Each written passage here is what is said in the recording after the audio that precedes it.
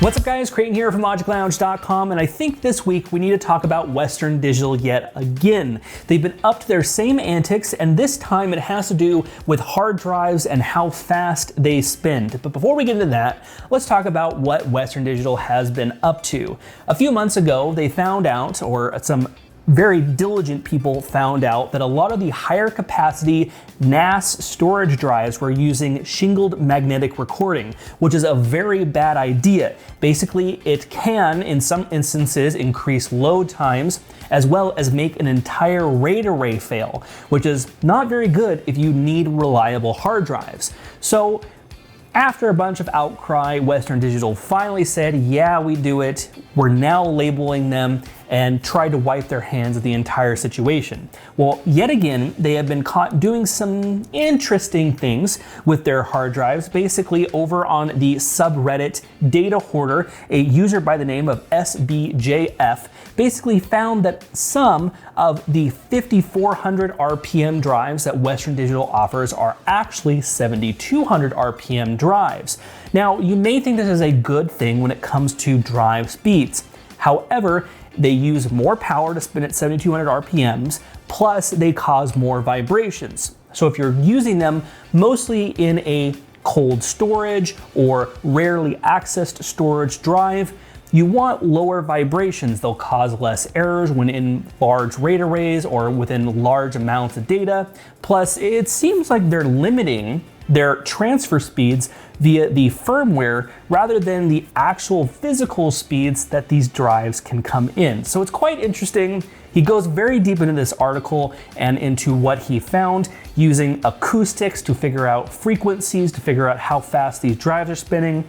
It's a very interesting read. I'm gonna leave a comment in the description down below on this entire Reddit post, plus the original discussion that some of these have spurred up all around the internet.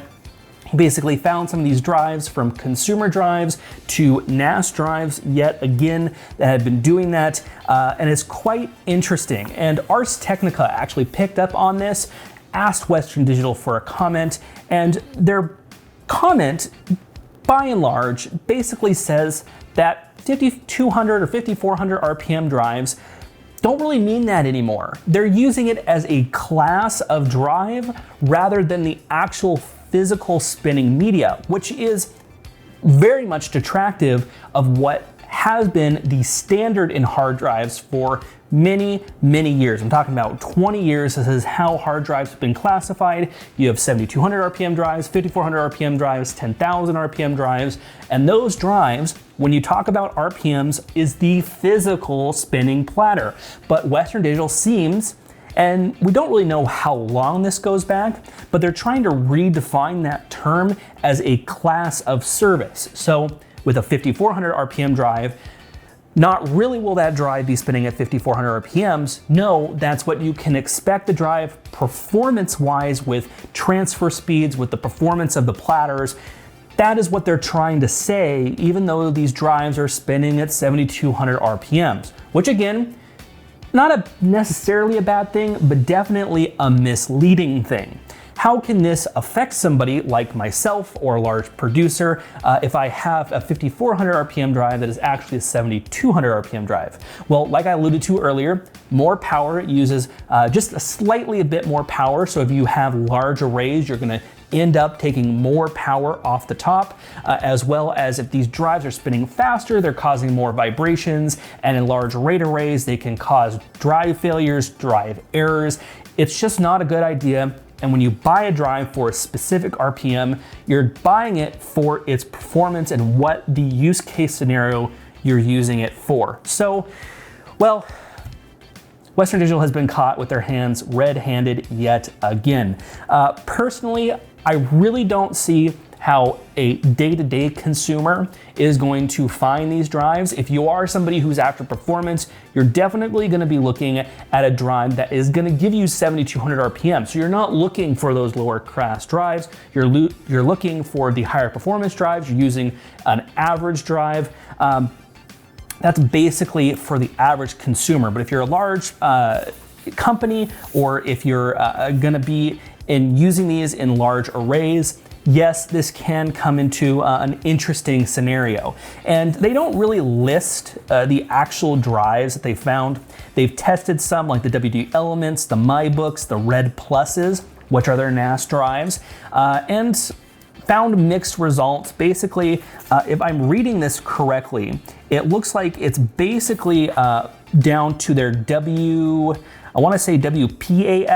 WZAZ, sorry, WE, correction, I can't talk today, EZAZ and EFAX drives seem to be the ones that they can reliably say are 7200 RPM drives, yet they're inconclusive on this is for a specific flavor of drive that is advertised at 5400 RPMs, or this is a much broader sense. So interesting, none the least. Western Digital is a company that I trusted or have been trusting for many, many years. It runs my own NAS that I have here at home. I use them, I recommend them, but you know, some of these shady things are starting to get me more, at least for NAS drives, to maybe look at Seagate and their Iron Wolf series, which have been coming up in reliability. NAS drives are something that you really want to have a very reliable drive with, and I've known for a long time Western Digital to be having that.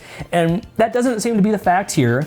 It's not about reliability. I think Western Digital still has one of the top reliabilities, but when you're being very obscure about your drives, when you aren't being forthcoming about the actual technology in your drives and trying to manipulate hardware to, well, replicate this, because if you check the smart data, which is the board data, they are reporting 5400 RPMs, even though that they've been clocked at 7200 RPMs. So, Western Digital, what are you doing?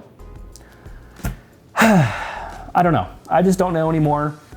Western Digital is losing my faith in that company, but that is a video for another time. If you like this information, if you think this is interesting, leave a like on the video down below. Leave a comment as well. Do you use Western Digital drives? Do you use Seagate drives? Do you use another manufacturer? Let us know in the comment section down below. And like I said, be sure to like, share, comment, and subscribe. And of course, I will see you guys in our next video.